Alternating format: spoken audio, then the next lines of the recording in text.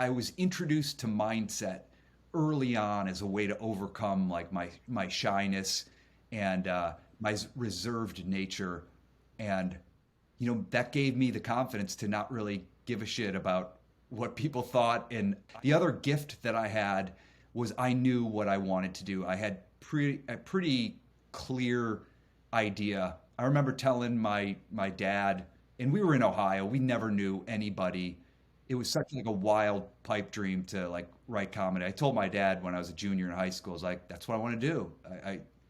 I, I really would like to do this." Hey everybody, welcome to the Men on Purpose podcast. I'm your host, Ian Lobos, and we're going to have some fun on this show. I'm not sure if I have laughed more on one of the episodes. Maybe it was Shuli Egar. I laughed a ton.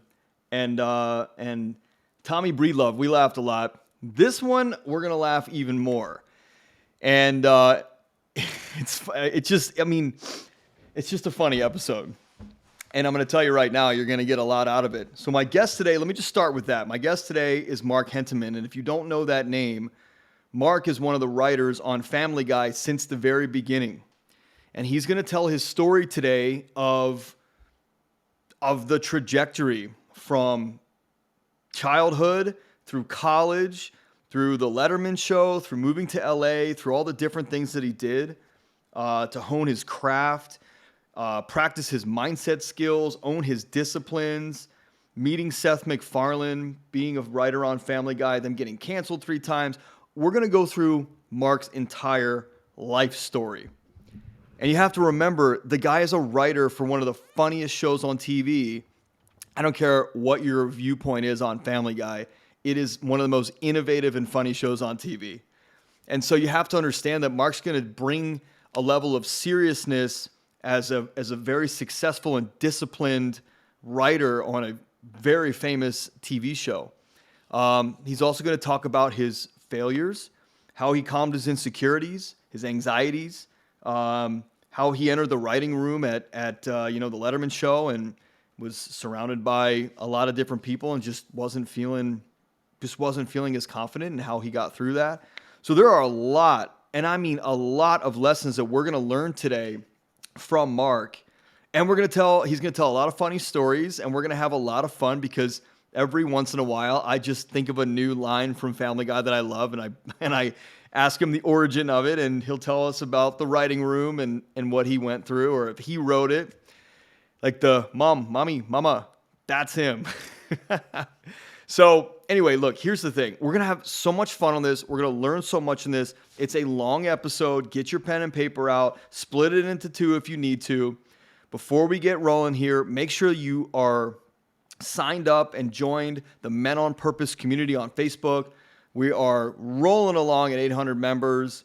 We've got our new products available. We've got our entry level, the kind of our discovery system, coaching program where you can just get your feet wet. We've got our intermediate stuff where we really get into and study relationships with yourself, your family, and your business colleagues, or your business or your career. And then we've got the advancement. We've got the real mastery class where you get in deep, real deep, and unlock that fullest potential, discover your purpose, your most authentic self. We've got 3 new products for you, just repackaged. And it's awesome. So however we can help you, you let us know. I'd love to hear your feedback from this episode. Make sure that if you can, watch it on YouTube so you can see Mark and I laughing together. And really just, yes, it's going to be a fun episode.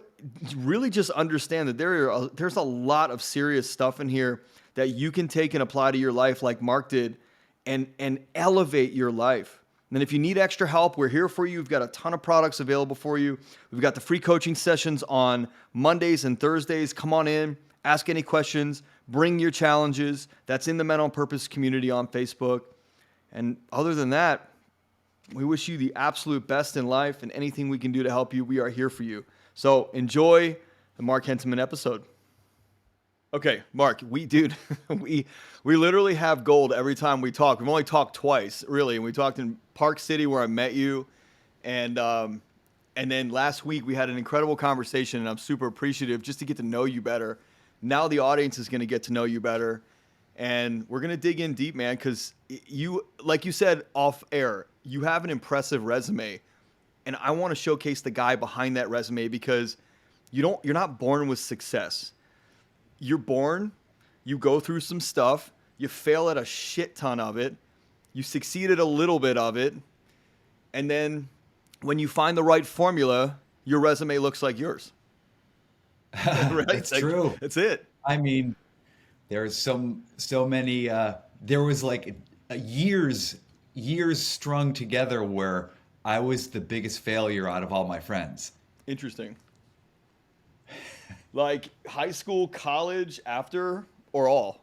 I think after college, Okay. my friends who got into business, got into sales jobs, and I was like, I don't want to do that. What am I doing? And was drawing and was just the most wayward kid. And I remember my parents told me like long after this, like after I had won Emmys and stuff, like they were like, we were worried about you. Like all the other children in our family, like were fine. Yeah. But you were the one like pursuing these weird aspirations.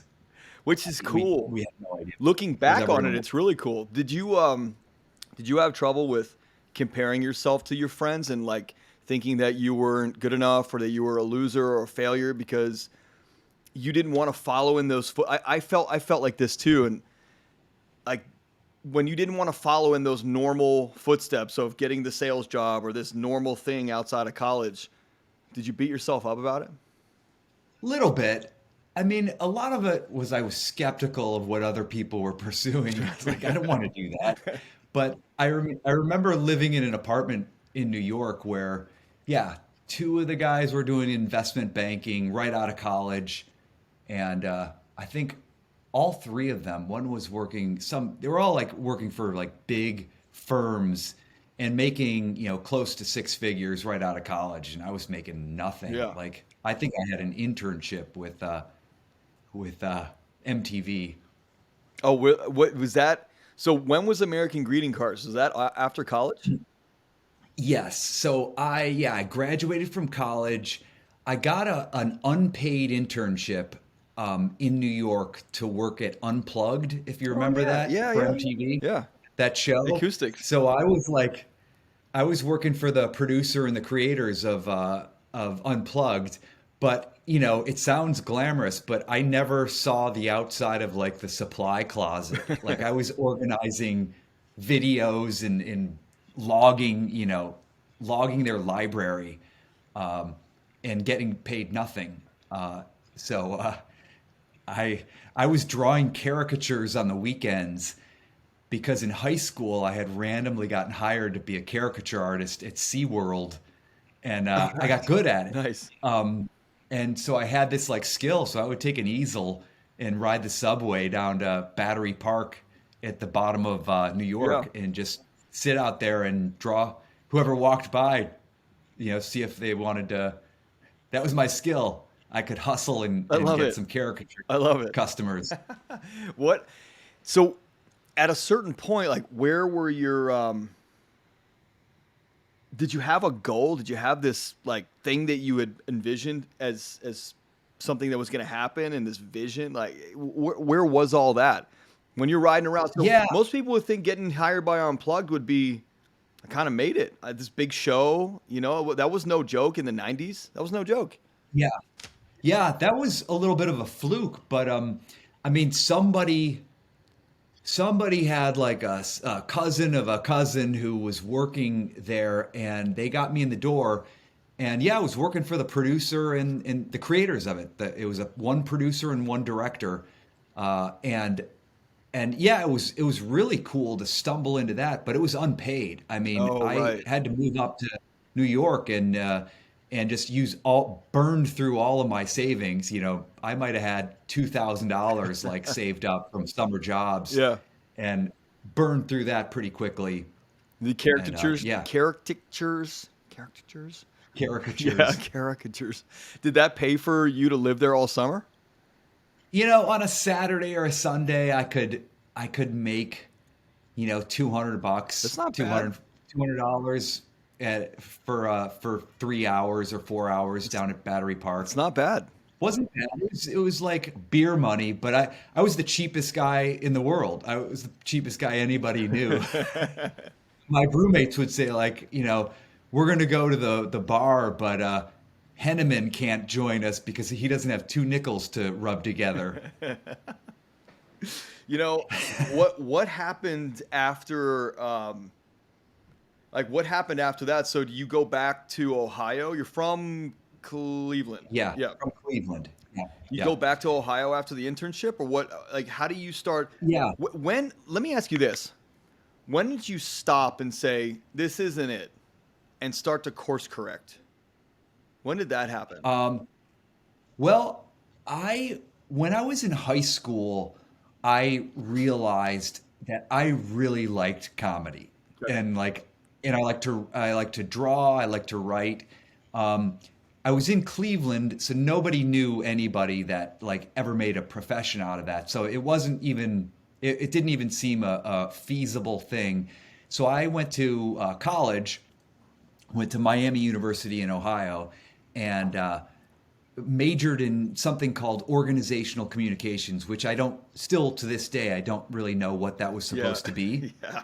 But maybe my sophomore year, I started a humor publication. I was kind of entrepreneurial, always like tinkering with Sure. things and didn't care what other people were doing. And so I started a humor publication. And, although I was an organizational communications major, I spent most of my college drawing cartoons and writing articles for this thing that was fun for me. And when I was graduating, I was like, I would really like to find a way to write comedy. And I didn't know how to do that. So I hustled and worked any kind of connection. And that got me the MTV internship. Got it. Okay. And it was free, it was unpaid. So I could only do it for like 5 months. It was pretty short lived, and then I ran out of money, Yeah. and they were like, "Okay, internship's over," and so I went back to Ohio, and and uh, and was a waiter, and miraculously, a friend of mine saw an ad, and he's like, "Hey, I do you remember Spin Magazine?" Yeah. Of course. Okay, so he shows me this Spin Magazine. It says they're looking for a writer and illustrator at American Greetings. And he's like, you should apply to it. And I had drawn all these cartoons in college. So I basically put them on folded pieces of paper and said happy anniversary and wrote happy anniversary and sent them in to American Greetings. And amazingly, I get a call. They're like, and I got hired. They hired me in the alternative humor department at American Greetings. God, what does that And, even mean? and so I didn't know what that meant, but what it meant was I wasn't in the conventional humor department. In the conventional humor department their job was to write cards for Ziggy, Garfield, like they had some character named Kathy, like all of Kathy, their yeah. licensed characters. So it was a stroke of luck on my end because those writers were miserable because they had like a 200-page manual on what like Ziggy would and would not say Right. in a greeting card, and we were in the alternative humor department, so we were just like experimental, like do whatever you wanted. So my colleagues there, like we were off in some remote corner of American Greetings, which was this giant, there was like 5,000 people working at this like Pentagon structure. Yeah. And but we had no accountability. So we just wrote things that made us laugh, and they invariably, nobody bought them. Like our sales ratings, which were like stickers on the cards in our department, were like 0.0, and that was kind of a badge of honor for us because the average greeting card buyer was a 64-year-old woman, grandmother, Yeah. Fair. and we didn't care. Like we just wanted to make ourselves laugh. Right. 0.0. I love that line. I love that line from Animal House, Mr. Blutarsky. Howard Stern plays He's that. got pencils in his nose. You know, Howard Stern plays that clip all the time. Whenever somebody says like 0% or 0 people came, Fred always dropped that 0.0. That's I love it, hilarious. man. So So we were the Animal House of the American yeah, Greetings. yeah. Where do you find this confidence though in yourself? Because I'll be honest, in high school and college, even though I think I had this bravado and this outer confidence, I really had this inner weakness and insecurity and this fear that people were going to find it out. And so I used that outer shell to push people away. And still, like, I got things done and I advanced myself and I like talked my way out into good grades and accounting courses and things that I didn't care about. But like, how did you, or what was it like for you? Were you dealing with that battle inside that, you're writing this humor publication? Did you care that people might make fun of you or that, I mean, high school's a tough time. Did you have insecurities about it? Did you have doubts about it and like a lack of confidence? Or were you just like, whatever, I don't care? And if so, where'd you get it?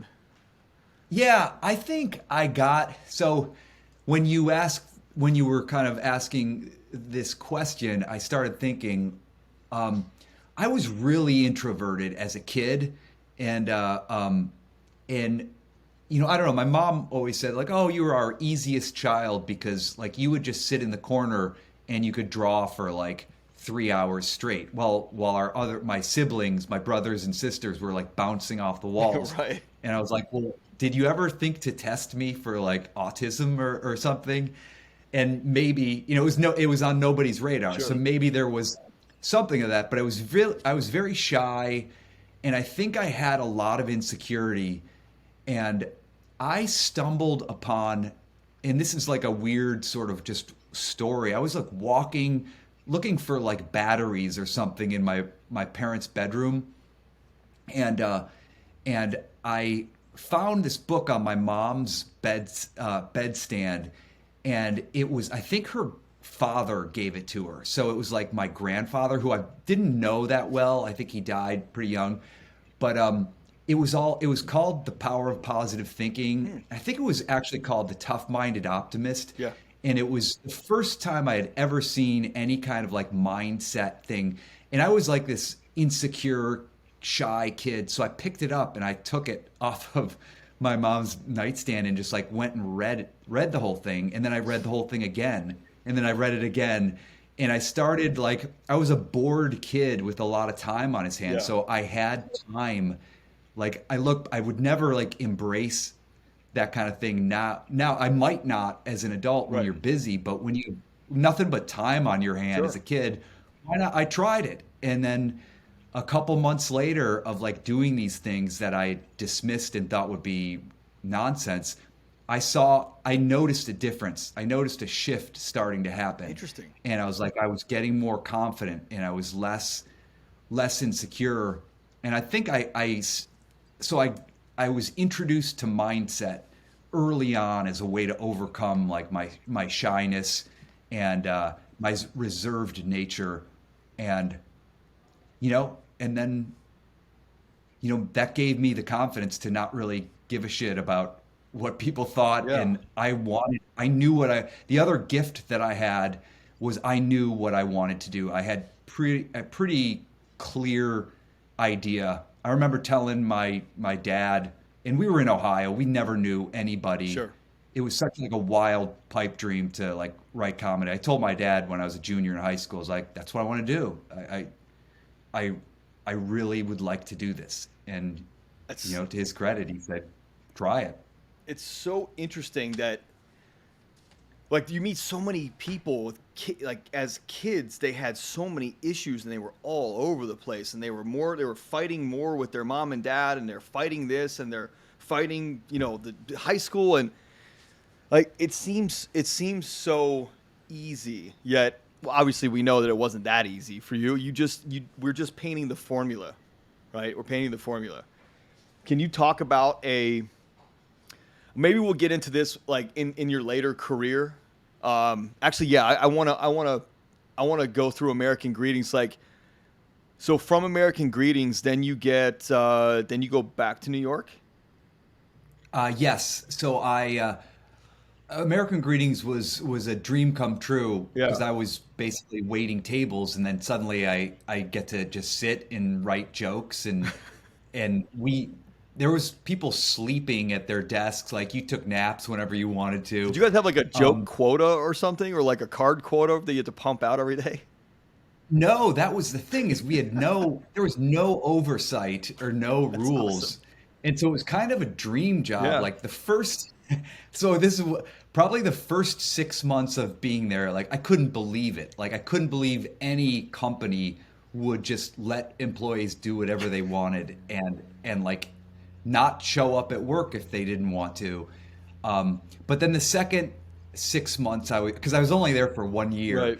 but the second 6 months, I'm like, I don't know that I want to do this for the rest of my life. Like, I don't know that greeting card writing is what I aspire to, and and I wanted to figure out what the next step was, and it was obviously like getting into the entertainment business, like Sure. either writing movies or writing comedy, and so uh, I think I was there for less than a year, and I didn't know how to pursue. I was still in Ohio, um, and I did some research and found that like the biggest agency was the William Morris Agency. It was this like venerable institution in New York City, and so I called their operator, their receptionist, and just said, I'm interested in submitting material.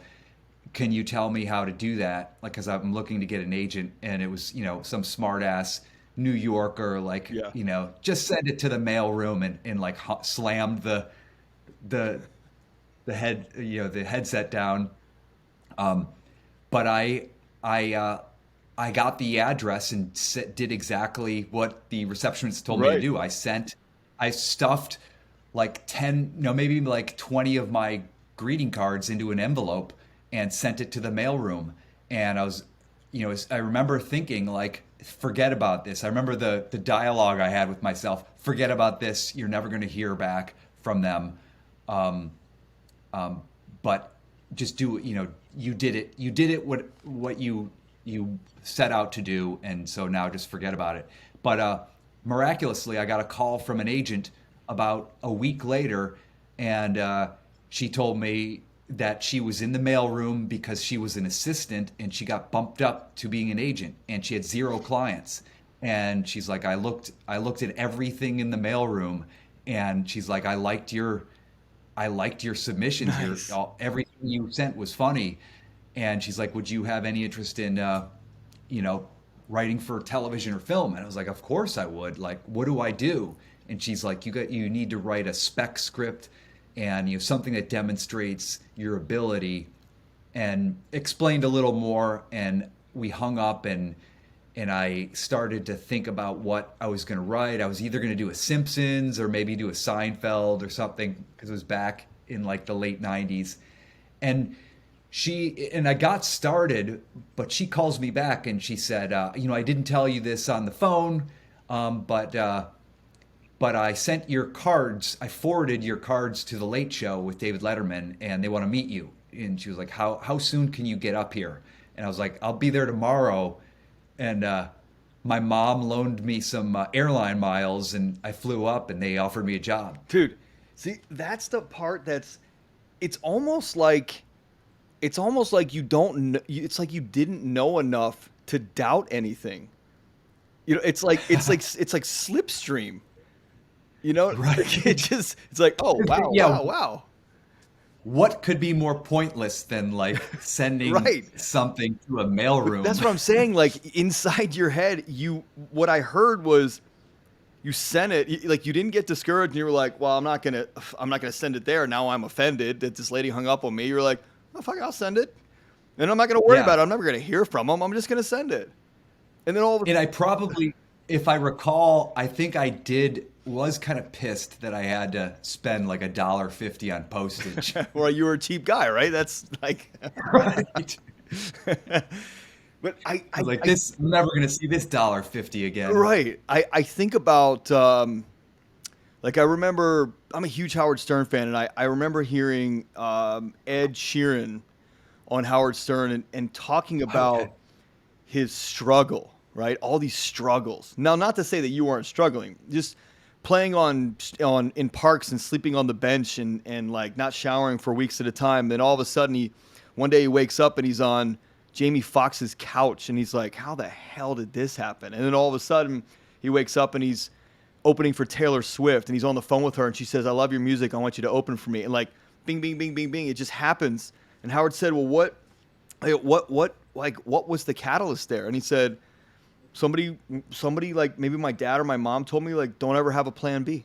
I never waited tables. I just slept in the park because I didn't have any money, and I just ate out of trash cans because I never wanted anything plan B wise to get in my way of my dream to entertain people. And so it's almost like a blind faith. You just keep walking, Yeah. and you don't know what dangers are around you. You just keep focused. That's kind of cool. Burning your ships. Yeah. Burn your ships. Yeah, totally. So, Yeah. dude, and like the audience is going to listen to this, and they're like, wait a minute, American greeting cards, and then all of a sudden you send the random cards to a random person in the mailroom, and a random person in the mailroom picks them up, and all of a sudden they're like, oh, the Late Show wants to see you. You know, that's so wild. You know, like it's so cool. It's so Yeah, it was wild. crazy. I remember I had never, like, in my life not been able to sleep Yeah. for like 2 days. And that when they offered me the job, like I went back, to my hotel room and I couldn't sleep. Like I Sure. couldn't sleep for like 2 days. I was like, just something like, I can't believe that this happened. Talking about the Letterman job. Yeah, getting the job. Yeah, for anybody that was born in the 90s or born in the 2000s listening to this, which there are a lot of young guys that listen to this, they might not know David Letterman, or they might not know The Late Show. So it's not Seth Meyers, it's David Letterman. Right. Right, Yeah. right. Yeah. And he was kind of a comedy hero Yeah. of mine. Like I thought he was great and hilarious, and his show was really funny. I mean, he was innovative. He had his own style of comedy that wasn't like replicated comedy. It was just him. And he had this I don't give a shit attitude, yet he cared. You know what I mean? Like he always seemed like he just didn't care. Even his show now, what's My Next Guest Is, or whatever his Netflix special is, Okay, sure. Right. he still has this I don't give a shit attitude. And he's really genuinely Yeah. interested in you too. Did you get to meet him and Yeah. hang out with him, or not hang, but you know what I mean? Did you get to interact? Yeah, I had some interaction with him, and he was very low key, like off camera. He would always kind of walk around the office with his like baseball hat kind of down, and you saw the energy. He turned on the energy when he was on stage. But yeah, there was interaction with him, and like I said, I thought he was great. He was almost doing like an Alfred E. Newman. He was like Yeah. what me worry, that whole. It was smart. He was Sure. smart and weird in a lot of ways, good ways. Like his comedy Yeah. was really absurd and nonsensical and fun. But who isn't? I mean, I guarantee you that whole Family Guy writers' room is a bunch of weird people to society standards, right? Right. Like, who the hell came up with greased up deaf guy? I mean, like, who comes up with that? Like, you know what I mean? Mike Henry came up with that. Who says that? Who puts a character on a show? And we're gonna get Yeah. into the Family Guy stuff. Like, I was just thinking about this earlier today. Your name popped up on my calendar, and like the Family Guy theme song started playing in my head, and I just like I was saying to my wife, like, these are my. I told you the Jesus and God at the bar, one of my absolute favorites. But the one is like Peter, Stewie, Quagmire, greased up deaf guy, and I'm like, who puts that in there? Like Brian's guessing at something. I don't remember what episode it was, and he's like, Peter, Stewie, greased up deaf. I'm like, who would think about that? Like, I was hoping it was you. You give me a whole background. No, I don't. I can't place that moment. Was that the initial? Was that where Greased Up Deaf Guy came from? No, you already knew him. Let me, Okay, he was already a member of the community. yes, it's it's the funniest shit ever, man. Like, who who thinks like, oh, you know what? This will be perfect here. Is like a greased up deaf guy in a speedo walking walking through the scene, and that is so weird and so damn funny. It's so awesome. I love that, man. Yeah, I love that that. was cool. And kind of a contrast from Letterman. Like when I got to Letterman, Letterman had been on the air for probably 15 years at that time, Yeah. maybe 20. And he had a very defined and narrow sort of like, this is his wheelhouse. These are the words he says. And like sometimes you'd write jokes and they're like, he won't say that word. He won't say that word. Hmm. So you like, it was a challenge like walking into a room where like the tone, the sensibility, the parameters had been defined over like 20 years. Yeah. So you had to learn all that stuff, all the Yeah. rules. Whereas, it was 100% contrast when I got out to LA and I joined this new show. It's called Family Guy. And we entered this room and like, it was like night and day. Letterman was all Harvard Lampoon, Right. writers, the most prestigious writers room probably in all of television because everybody there had 10 Emmys. Late night, Sure. there's only 3 shows. Sure. So if you're there for 10 years, you're going to win Couple Emmys. five Emmys. Right. Right. Um, uh, and then by contrast, like Family Guy was just the ragtag, the most ragtag group of like writers who couldn't get hired or like had missed the window of like hiring season. And we all were in that room and nobody knew what this show was. So it's like, what's funny to us? Right. And we were just smart asses and we didn't really care about if the story made any sense. It was just like, what was funny? It's like you went from, and I also want to get like what happened at Letterman so the audience can put the story together. It's almost like you went from the what did you call it? The other side of American greeting cards, where the first guys had Oh yeah. this Alternate humor. yeah. The first guys or the mainstream humor guys had this rule book, and then you were in this crazy outcast like lawlessness. Then you get to David Right. Letterman with a bunch of Harvard guys. Was Conan writing for David? No, he worked for Saturday SNL, Night right, Live. right. So Yep. let's like adjust the biggest question I have for you is how do you survive in a room like that? Like you Yeah. go to Miami University of Ohio and you're sitting there going, I mean, where is your insecurity? I have not yet heard your insecurity. Where is it?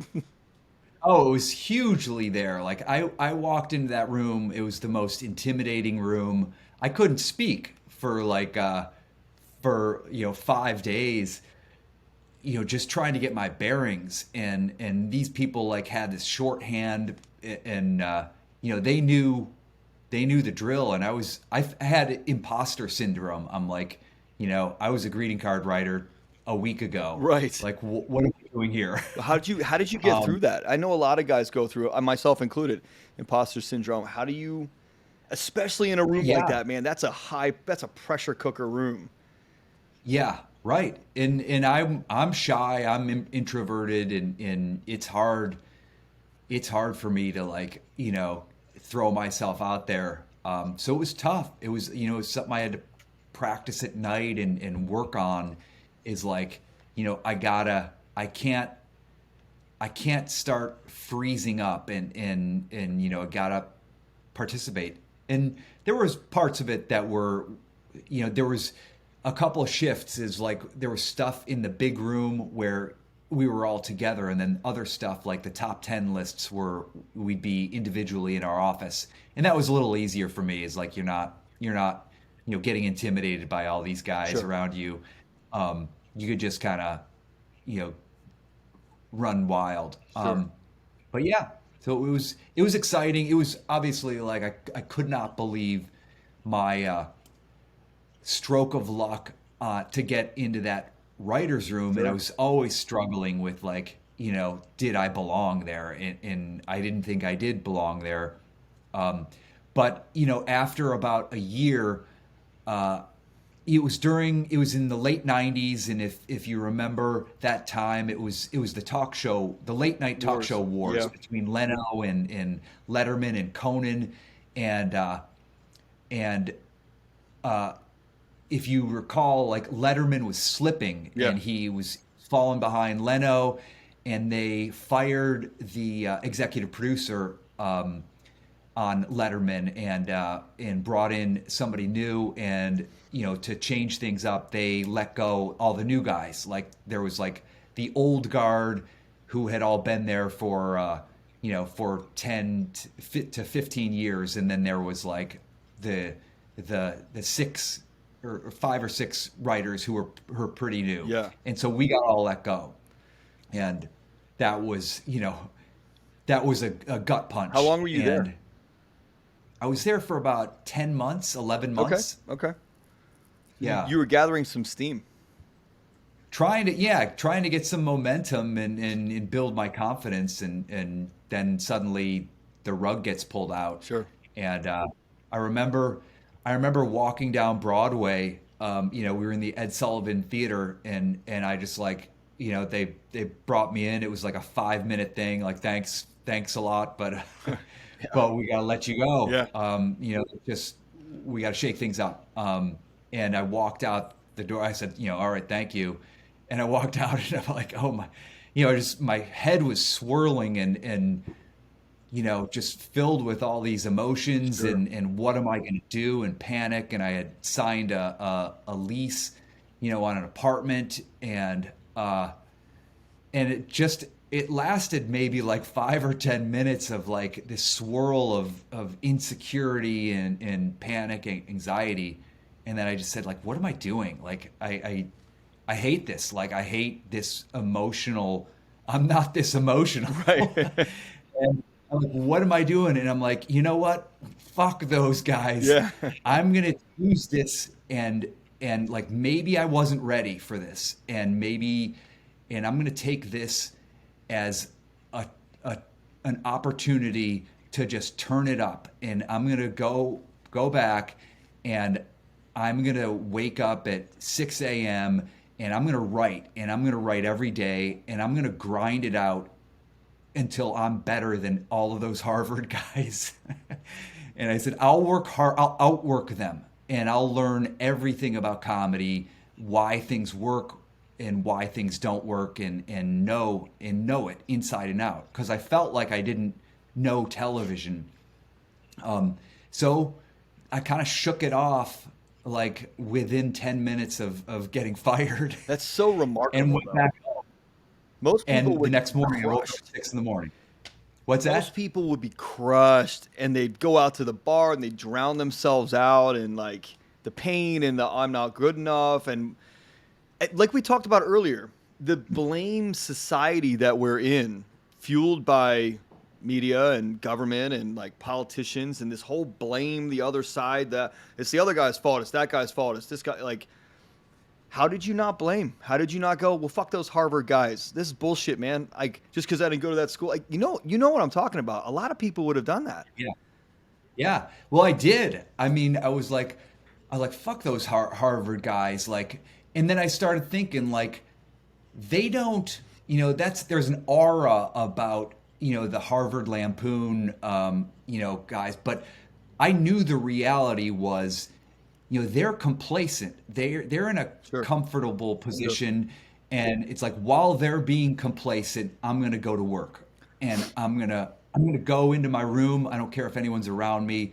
And I'm going to 12 hours a day. I'm going to deconstruct every joke. I'm going to deconstruct every plot. I love it. And understand inside and out why every decision is made and what decisions. And after doing that, I started to notice, oh, that was a bad decision. Pattern. And like discern between what were good comedic decisions and what were bad comedic decisions. and I just was going to be more disciplined and more motivated, and and I think I spent like a year, easily a year doing that. And I continued it. During that time, we moved out to LA, my fiance and I, and How'd you I was in LA. how'd you get out of the did you What's get that? out of the lease? I did. I found somebody to take my Oh, spot. subbed it. Nice. Okay. I subletted it, and yeah. So my girlfriend had moved up there, and I had been dating her for a while, and then she had gotten a job in New York, and she had the company she was working for had an opening in LA. So that was the impetus for us to move out, Got it. and got out to LA, and one of the first meetings I had was Fox. Like my agent, she's like, you drew all these you have all these drawings. Right. Like most of the other writer clients of mine have like these 120-page scripts. You've got these like cartoons and drawings. So I'm going to send you to Fox because they're an animation Right. they do The Simpsons. Right. And so in King of the Hill, so maybe we'll show them your cartoons. And so I met with them, and they liked all the cartoons. They were like, these are really funny. I actually went into the thing and I pitched them a show in the room, and they bought the show, and that ended up being on MTV, and it was called Three South. Oh, right. And then at the same time, they said, and you should meet this other guy, this other like young guy who's starting a show, who's working on a project for us, and that was Seth McFarlaine. Yeah. And so I met with him, and he's like, hey, your stuff is really funny. You should join this show. Like if once we get picked up. That's so cool, man. I still just like it's like if somebody wrote out the perfect scenario, it's your life. You know what I mean? It's like like you're dating this girl and the universe just put this thing in front of you, and then like was that the agent from William Morris who got you that connection at Fox? It was That's so great. the New York agent. And when I got to LA, they put me up with William Morris had Yeah. 10 branches around the world, and they had an LA office. So I met with the LA William Morris agent, and yeah, that was my first thing, was go into Fox. Had you ever been out here before? No, I Okay. didn't know anything about LA, and yeah, and that's what got me into real estate, because Right. I moved out to LA, and I was like scared. Like, I don't know LA. This business, I know I want to do comedy, but like I don't know if I can weather like the Sure. economic volatility Sure. of it. And I used my first Family Guy script payments to buy a duplex, and That's freaking awesome, man. that got me into So investing. let me ask you something. I want to go back to your quantum capital stuff in a second. The Family Guy stuff is so interesting. So how do you know? I mean, Seth MacFarlane he's no joke. Like he's well trained. How does and educated? How do you fit in that room, or do you get in that room and go, wow, it's the alternative humor section of American Greetings all over again. This thing could work. It kind of Yeah. was. It kind of was the alternative humor department, because The Simpsons was alternative when that started, but I mean, I think we took it to a new level. But yeah, I mean, in that room, I think Seth and I bonded because we both liked the Far Side. Okay. And I think secretly all of my cartoons that I drew for American Greetings were like secretly ripping off the Far Side, Nice. or like influenced by the Yeah. Far Yeah. Side. And he loved the Far Side. He came into the room on like day one of Family Guy, just with one of those like big 20-pound volumes of all the Far Side cartoons. But yeah, the fun thing about Family Guy is like, whereas Letterman primed me, with the most intimidating room you could walk Yeah. into, like as a young guy, like from Ohio. Um, uh, the Family Guy room was the opposite. It was the least intimidating room. Like Right. everybody there was ragtag, like barely piecing together a career. Right. Seth was like barely out of college, and nobody really knew how to write a show. So it was just all of our influences. I loved Monty Python Yeah. and Far Side, and I knew every Simpson episode at the time, and so we were just being weird and playing off each other, and it was really fun. It was really relaxed, zero intimidation. Yeah. It was just this ragtag group, and we would learn each other's, like everybody brought something to the table, some sensibility that was just their own, and they would all kind of mix together, and that's what Family Guy became. What is that the formula? Because you think about all the shows that get pitched, right? All the insane professionals with years and decades of experience that come together, and their pilot doesn't even get picked up, or their pilot gets picked up and it's canned episode 2. Like, is it like this? I don't know what I don't know, and you're just blindly just kind of, you guys were just moving forward as a pack, and then how do you know how to structure it? How do you know how to? Because you don't really have like formal training. How do you know how to put this package together with this cadence every week that the audience is going to start to get used to? And like, how do you measure that? And then how do you build a business out of it? Like that's so fascinating to me. How do you understand the formula that becomes Family Guy, which goes down in history as one of the greatest animated shows of all time?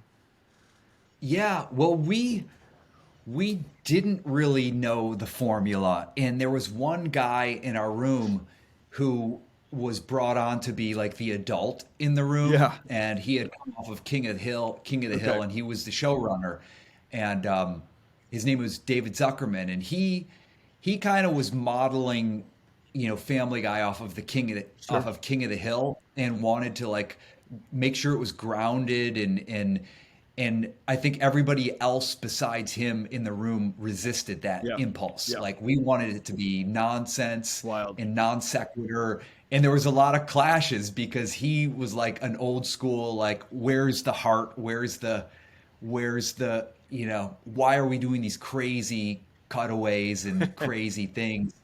But, Seth was stubborn, to Seth's credit. He was like, no, this is what I want to do.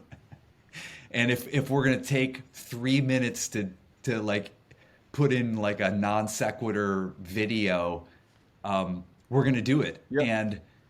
And that's it was kind of, it became this like messy mix of stuff, of tension, of like it wasn't quite a good storytelling, but it wasn't quite that bad Right. either, and it had a lot of jokes and non sequiturs thrown in, and that's kind of what it became.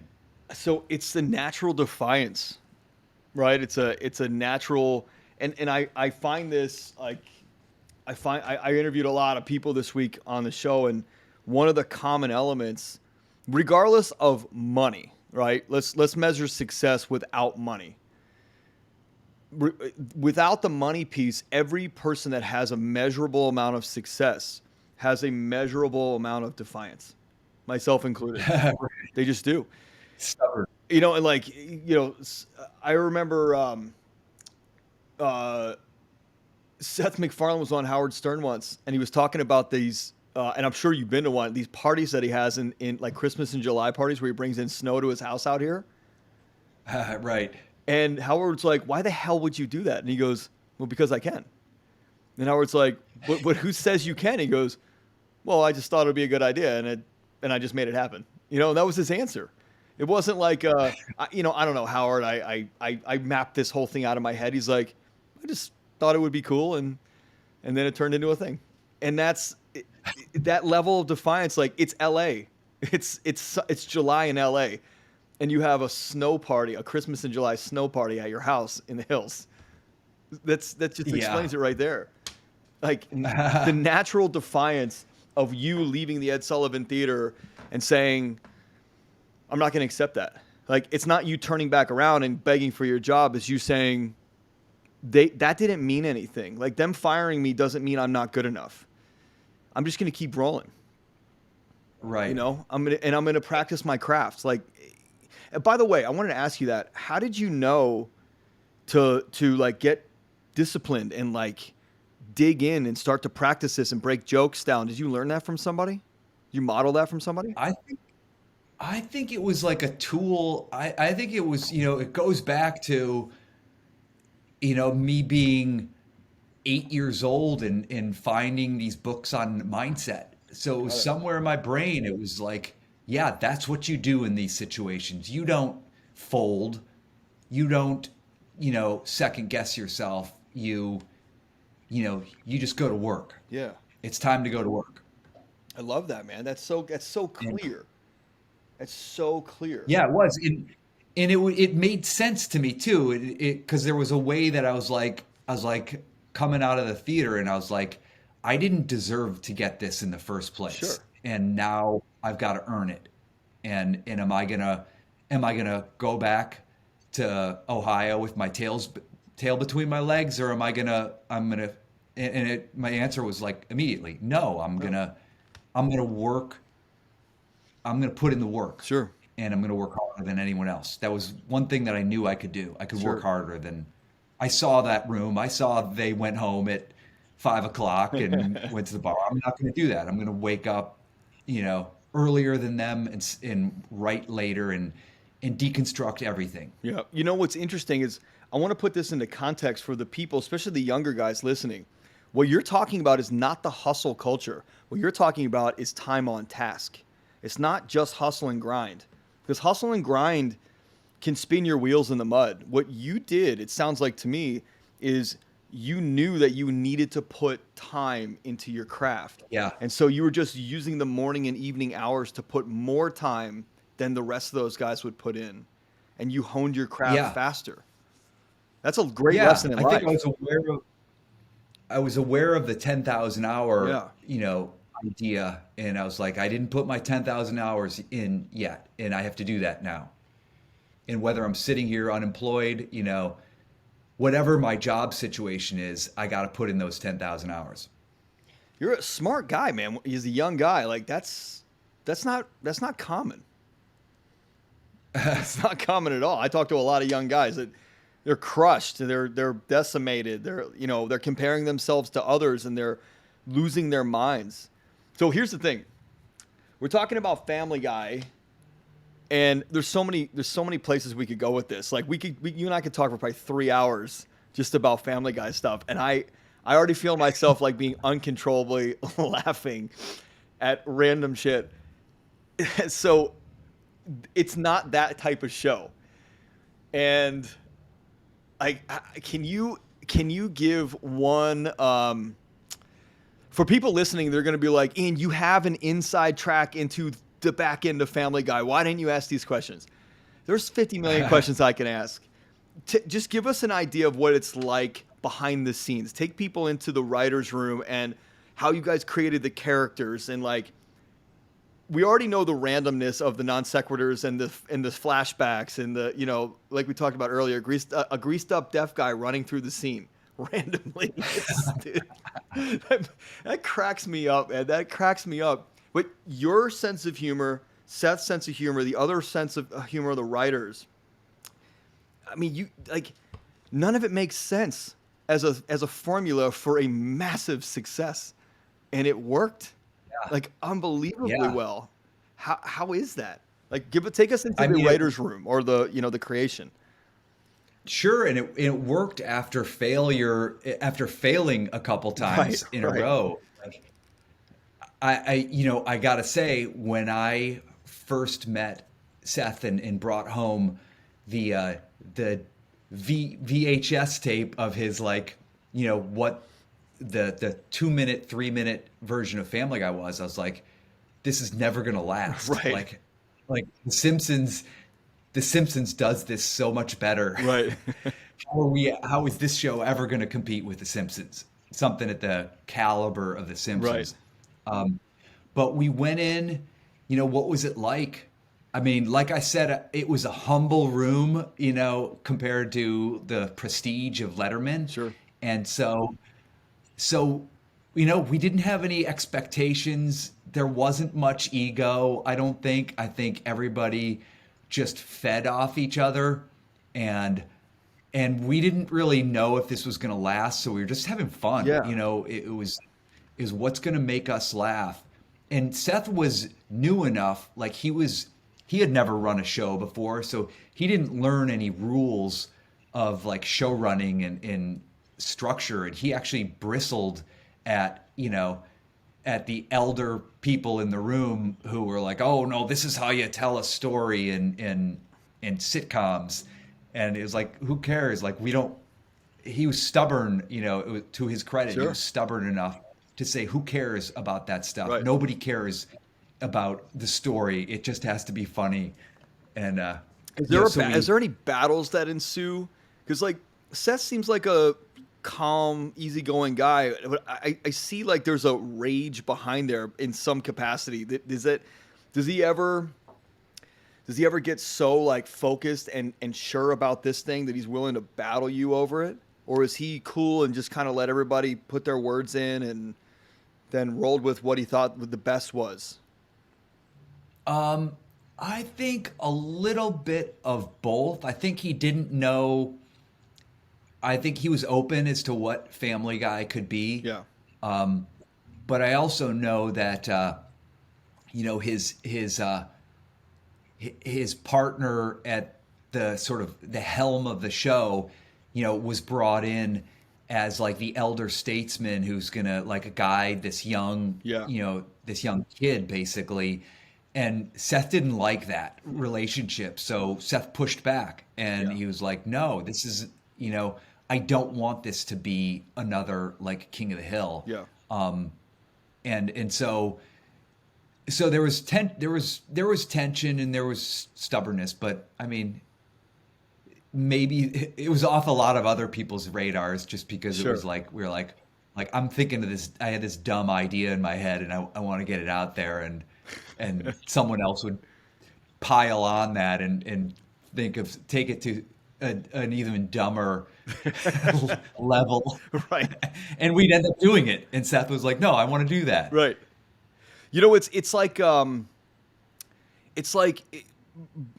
You and Seth kind of have this similar story, and I'm sure a lot of the other writers do, where you're like, this thing isn't guaranteed, man. Let's just ride this roller coaster as long as we can, and let's do what we want to do. And like, you're oblivious to the rules, and it makes you have more clarity. 'Cause you're like, "What? I didn't know I couldn't do that. What does that mean?" And you almost make it work. And you had that back in your career as well, like starting the comedy publication, the humor publication in high school. You're like, well, I mean, how do you know that doesn't work? And it's guys like that test the theories all the time. Like and you think about it, the other piece is, in your story, you were never worried about what you were going to look like or what people were going to think of you, or, oh my God, my career's going to be crushed and over. And Seth, you're sitting in Fox. Like, that's not a small potatoes little independent shop in Burbank somewhere. Like, you're a Fox Studios, big time operation. None of you are thinking, if we should really follow the rules here, guys. Fox could really blacklist us forever. Why does that not cross anybody's mind? Right. I mean, I always thought, the one thing I noticed is that when I got in that room, I'm like, okay, this is going to kind of be something sort of like The Simpsons. Yeah. And then, but there was one decision that, became apparent early on, is like Seth wants to push the envelope, Yeah. like sexual, Yeah. race, like everything. He wanted to push buttons. And Yes. I was thinking like, wow, is this gonna get us canceled? Like, because we were pushing Yeah. a lot of buttons. But you guys got canceled the first time, and how long did that take? I think we got canceled at least 2 times, maybe even 3 times. Yeah, I think the first time we got canceled, but then like a couple months went by and they picked us up again for like a limited number of Right. episodes.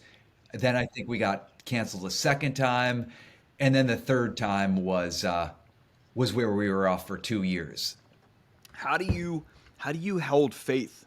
How do you know, or maybe it wasn't you, maybe it was Seth, or maybe it was all of you just kind of going, fuck it, if it's meant to work, it'll work. Like, how do you, Yeah. third time being canceled, and then all of a sudden they go, hey, we're going to run this on what? Adult Swim for 2 years without paying you. Right.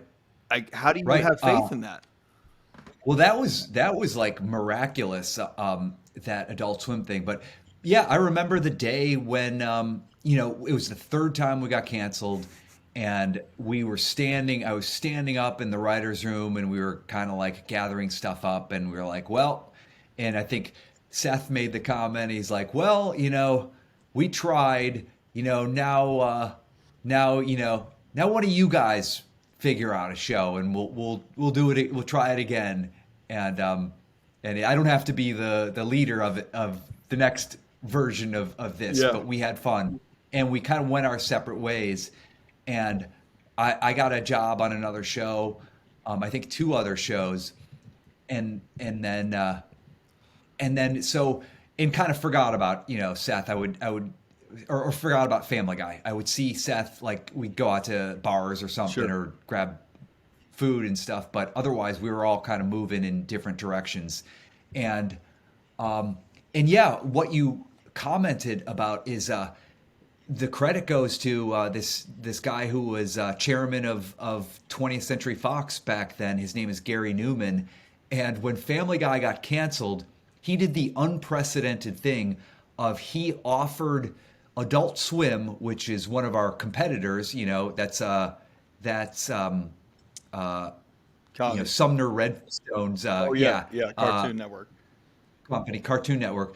So they're a competitor of ours.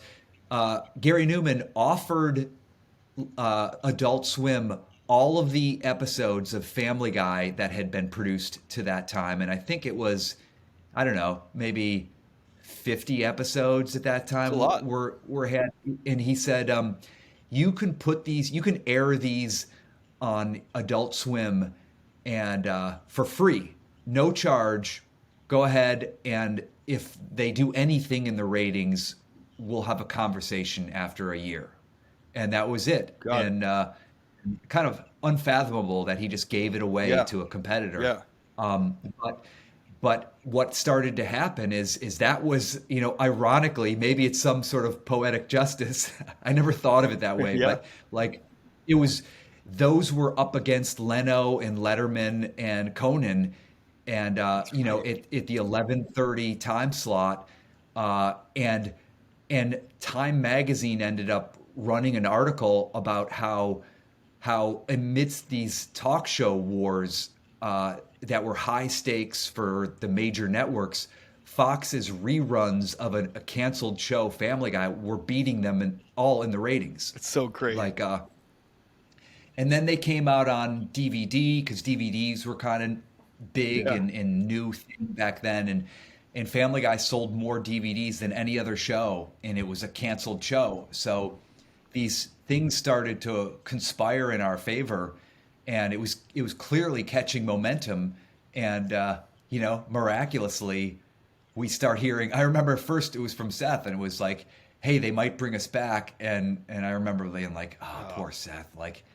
he can't let go. Yeah. He just can't let go of it. Right. Like, no show has ever been brought back from cancellation. It just, From that's the way. three-time cancellation. Right. Yeah. Like, so then, But yeah, but they brought like, and then things come back. Does the atmosphere different, or are you guys like, no, we have something here. Let's keep this thing going the same way we were. Well, we were all confused. Like, what are we doing back here? Right. Like, I thought we've been through this like 3 times. Are we going to get canceled again? And I think a moment of just a shift, a paradigm shift of the way I perceived what was going on is we did a live table read as not far from where I live, like at this theater and in LA. It was like a big music venue, and someone had suggested let's do a table read and just get all the actors. And I was thinking like, who's gonna, you mean the audience won't get to see any of the like animation, like the funny stuff that's visual, like they're just gonna go in the audience and listen to people read the parts. Yeah. And I was like, all right, well, I mean, whatever. This sounds like a terrible idea, but I went there and the line was like wrapped around the block, and it was sold out, and it was packed, and the audience went crazy, like for the whole thing. Yeah. And I was like, oh my God, like what happened? Like where were these people when when we were trying to get ratings? Well, they were watching Cartoon Network, not Fox. They weren't watching Fox Animation Right. Domination. They were watching Cartoon Network at midnight. And another thing that we learned that we never got Nielsen ratings, we never got good ratings, and that's why we got canceled. But the Nielsen ratings did not track college students. Oh. They did not track college students and prisoners. So Okay. we credited prisoners and college students as bringing us back to life. So you smartly did something. You intelligently did so. I think smartly is a word. Sure. You intelligently did something.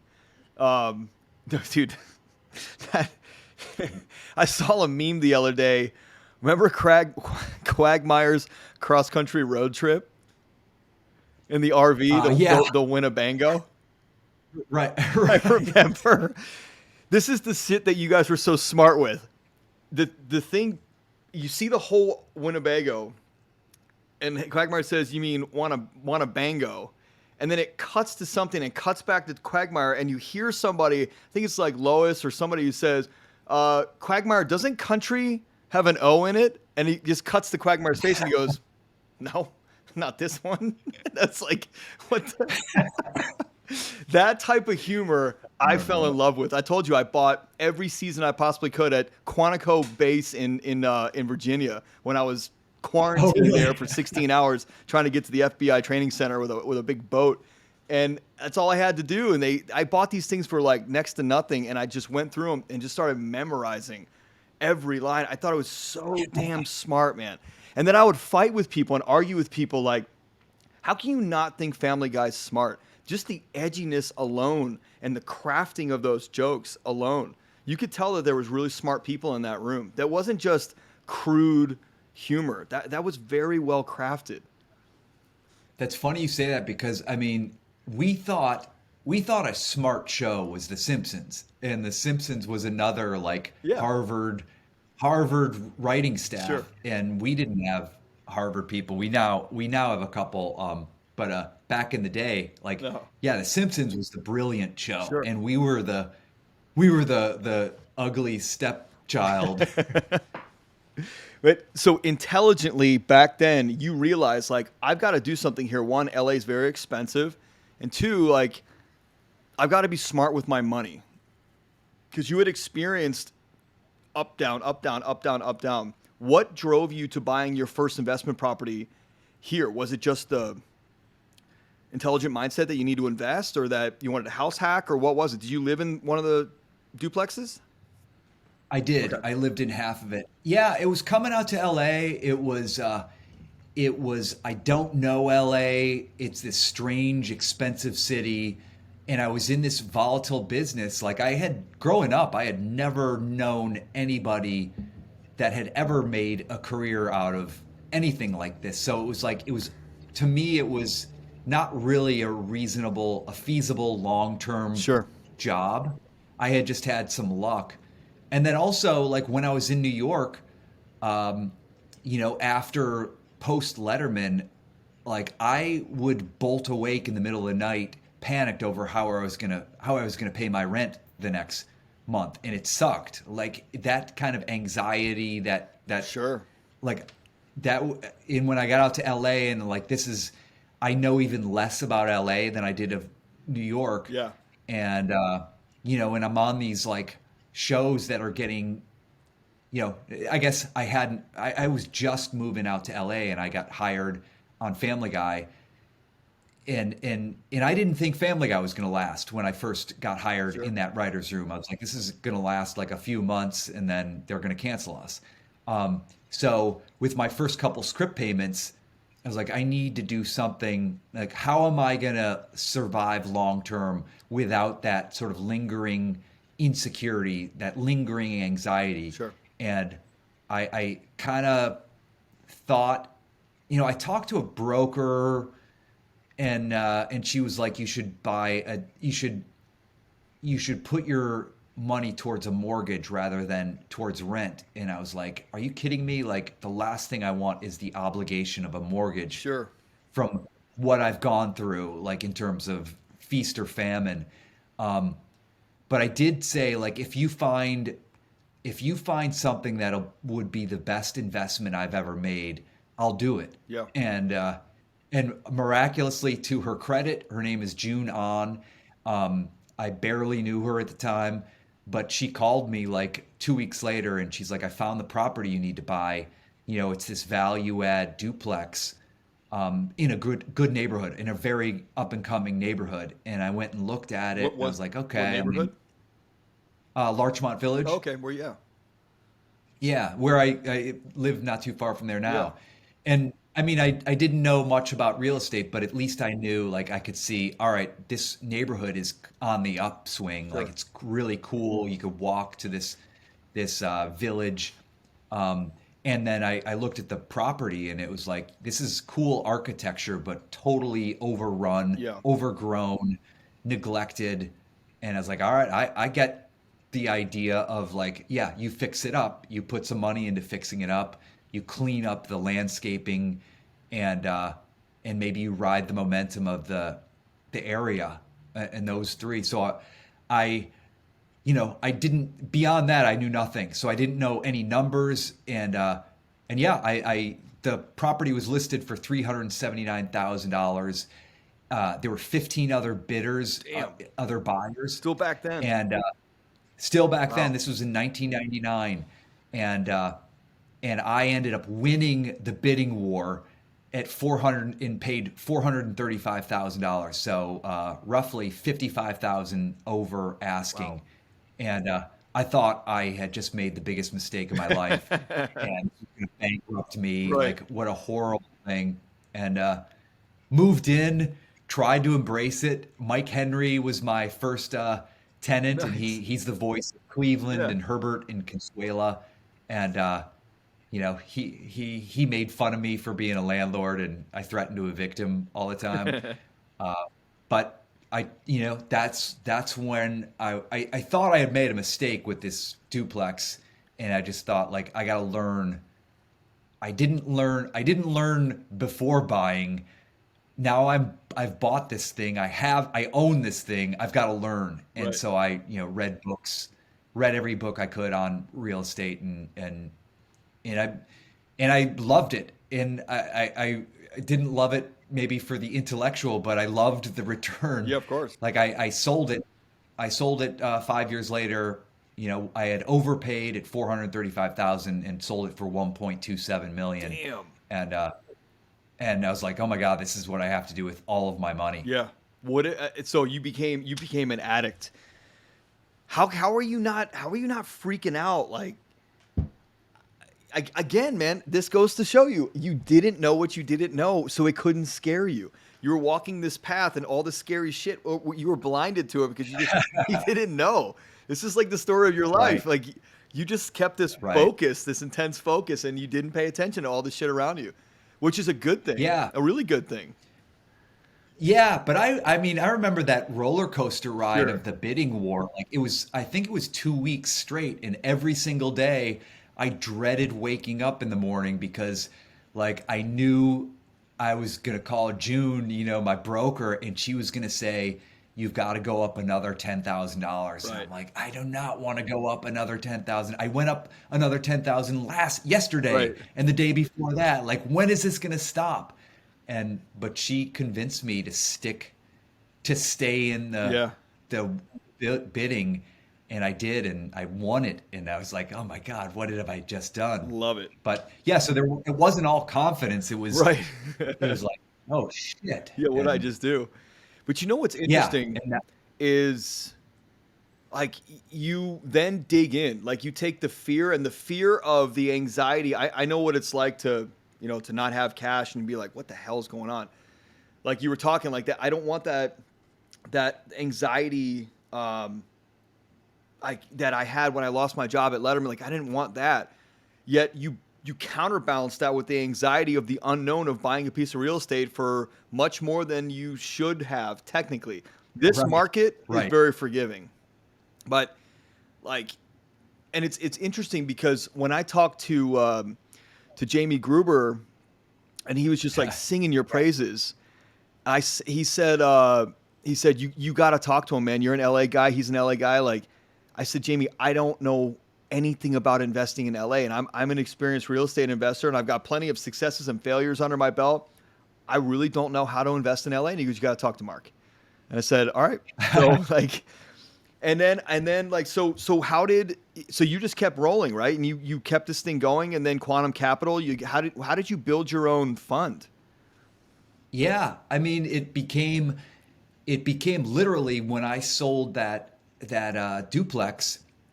I had made, the numbers on it were kind of crazy. I don't think I've ever matched that, but Yeah. because I was a first time buyer, I got to put down 10%. I mean, I could have gone down to like Yeah.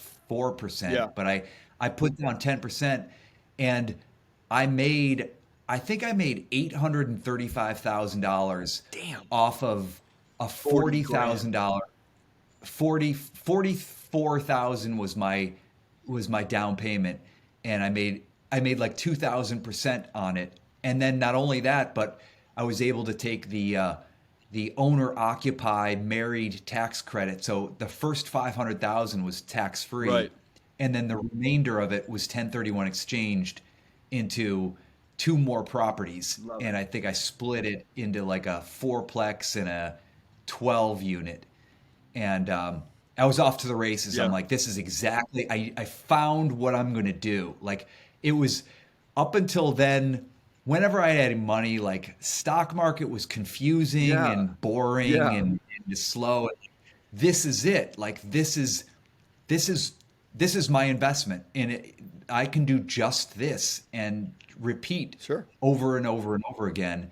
And that's what I tried to do. And it was such a virtuous cycle. As like I suddenly like any any dreams that I had of like, oh, I want to buy a fancy car, or like or get a Porsche, or like, all that stuff evaporated. None of that compared to the thrill of like owning real estate. Yeah, yeah, I totally agree. What do you say to somebody? And I want to wrap up. I could talk to you for hours.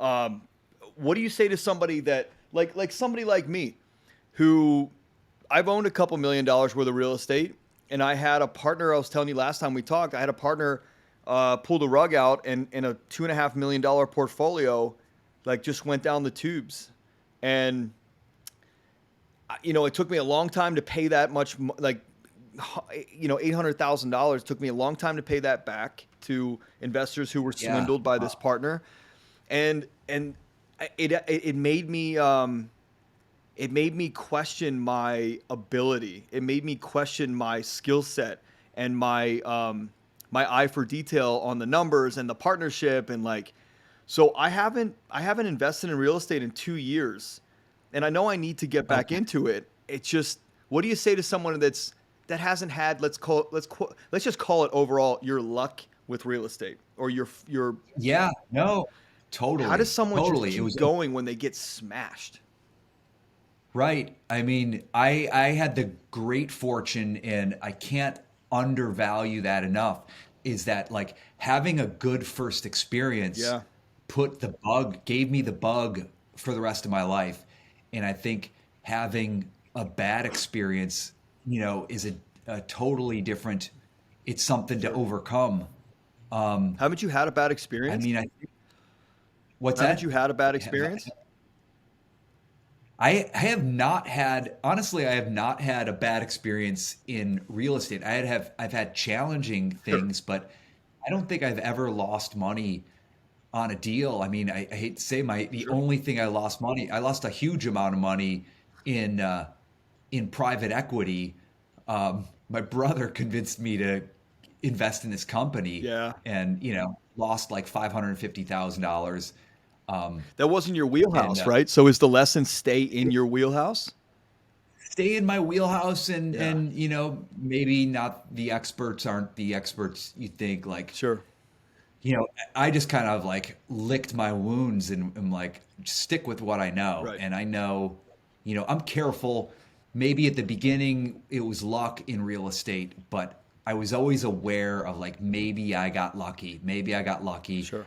And so I was always pushing, like, how do I know my luck. I know I can't depend on luck all the time. So how do I fill in those gaps of knowledge, Right. and be conservative, and be prepared, because you're not always going to get lucky. And so I try to be conservative, and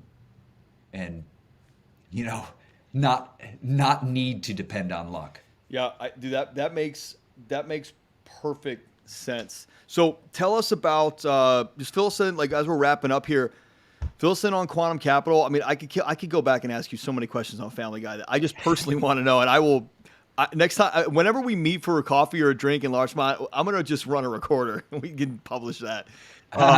Yeah. So Quantum Capital came along. Like, tell the audience about that, how they can get more information, more involved. Like, I'm excited to sit down with you and talk about Quantum. It's just everything that Jamie, dude, I'm telling you, Jamie is a networker of networkers, a connector of connectors, man. Right. Like, he knows the right shit. I got excited about real estate investing again when he was like, "Oh man, don't worry about the rest of that shit. You just focus on Quantum Capital at this point." I'm like, "Okay, Jamie, I'm in." Like, yeah. Yeah. So tell us about Yeah. Quantum. Quantum was basically, I was in that writer's room in Family Guy in those early years, and we all were we got canceled Right. over and over again. And so when we came back, and I had this experience, I was the evangelist in the writer's room. I'm like, do yourself a favor, dude, do yourself a favor, buy real estate, buy multifamily, because I also liked economies of scale. Yeah. And everybody's like, yeah, you're doing that, huh? You bought these a 6 unit, they're like, wow, yeah, that's cool. And I was like, yeah, do it. I would find properties. I'm like, I don't have money on this. You should buy this, this 5 unit building. And they would be like, okay. And then nobody would do it. Can't believe And that. eventually they would be like, you won't stop talking about this, so why don't you buy properties, and could we put money in it? And so that's kind of where I started bringing in other writers, and continued. I wanted to help them. I knew they were as insecure as I was, and so Right. I got them in on a number of, like, successful deals, and then eventually that became Quantum Capital, and went beyond, my friends, and we started marketing, and doing syndications. That's so cool, man. You had a cool life, a really cool life. A really cool life, man. I want you to, I really want to read your book one day, like, with all the little Yeah. details in it. Like, I know you're gonna All the have to. weird. You're a writer. You're gonna have to write your own biography. You know, Yeah, maybe. it's super cool. Well, look, Mark, this has been a treat, an honor, a privilege, highly entertaining. Oh, All the above, man. yeah. Thank Thanks you. for having me on. Yeah, Thanks for having me on. You're a good host. thanks, man. We had some good conversations. Yeah, I didn't get clarity on greased up deaf guy, but I have a feeling I will one day. On where that came from? Yeah, it was Mike Henry. It's definitely Mike Henry, It makes zero and sense. he did the voice. He did the voice of it too, and I think he just said it. He just said it, and maybe he was thinking about it in the morning before he came to work. But he just, like, yeah, there's this greased up deaf guy, and this is what he sounds like. You're never gonna catch You me. gotta catch me. Yeah, And, right. Like, and stuff. Who does To that? Seth's credit, You know what? Seth drew him. Right. You know what's interesting? It's like Family Guy's success is based off of all of your unconscious thoughts. Like the shit that you don't, like that you really normally wouldn't tell people. Right, You you wouldn't guys, say out loud. you guys made an entire career and like one of the greatest shows in television history out of the B side of your brain. That's so neat. Yeah. And being naturally defiant, like I love that. I celebrate you guys. I love what you're doing, man. I'm excited about getting involved with Quantum and getting to know you better and here in LA and yeah, anything we can do to support you on the Men on Purpose podcast or world, you let us know. Yeah, keep doing what you're doing. I've listened to a bunch of them, and what you do is great. You're a great host. Thank you. Your topics you cover are really good. Yeah, we've got some juicy ones coming up. A lot of guys have been asking for more of the sexual stuff, and so I've got some experts coming up that will maybe get me a little red in the face. I don't know. So this is great, man. I'm heading to San Diego for my son's birthday. Thanks for being here. Oh, cool. Yeah, thanks for having me. I'm thrilled. It was really fun conversation. Thank you so much, man. That means the world to me. And you know this business. So that's an extra special compliment from you. I appreciate it. All right, audience. This is Mark Hentemann. Look him up. I mean, if you just type his name in, you're a famous guy, whether you think so or not. If you type your name into Google, it all comes up. Oh, yeah. So I hope you enjoyed the episode, audience. We'll catch you on the next one.